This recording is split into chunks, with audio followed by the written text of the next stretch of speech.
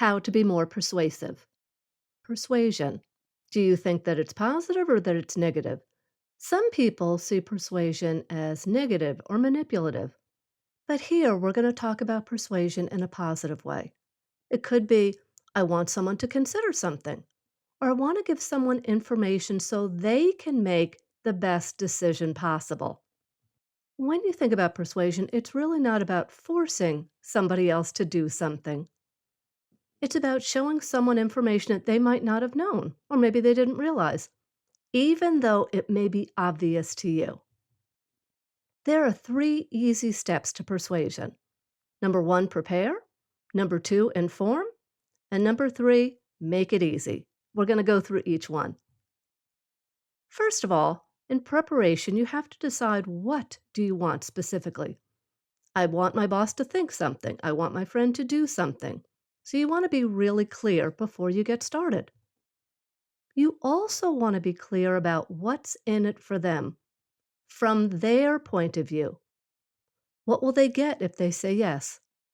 Or what will they miss out on if they say no? Why will they care? So often when we're trying to persuade somebody, we think about what's important to me. But don't focus on your benefits. By thinking about what's important to them and why they would want to say yes, you have a much better chance of convincing them. Now, some of the benefits you could think about for them could be internal benefits. Maybe they'll feel good, or if they do something, they'll be proud of it. There could be external benefits. They could get recognition, they could get money. Again, you want to think about what's important to the other person. What do they really care about? Our next step in persuasion is inform. And there are actually three parts to this. You're going to inform them, involve them, and invite them. Let's take a look at each one. And the idea here is you're going to take what you've already prepared and you're going to translate it so they can hear it. So first you're going to inform them about something. You're going to tell them, and then you're going to involve them. So you've already thought about what's in it for them, and you're going to help them to see that and understand it. And then you're going to invite them. You're going to ask them to do something or think about something.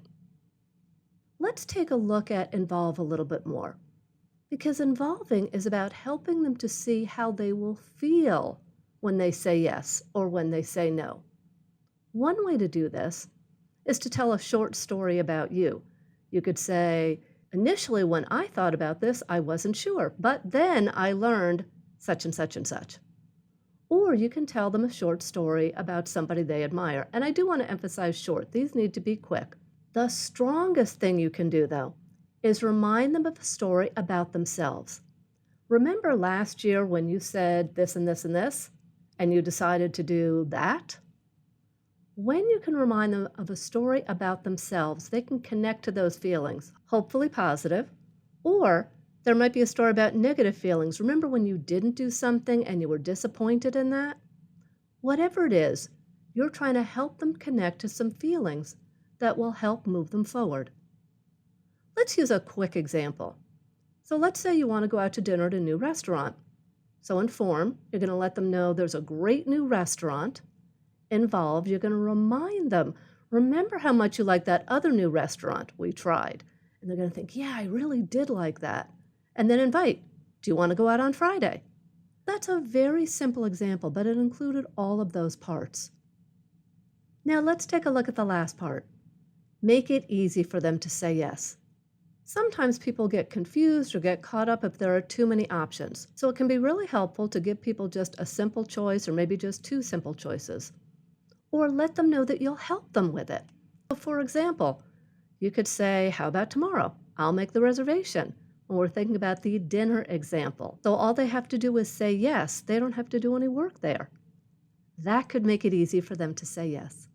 What we've talked about is persuasion as easy as pie.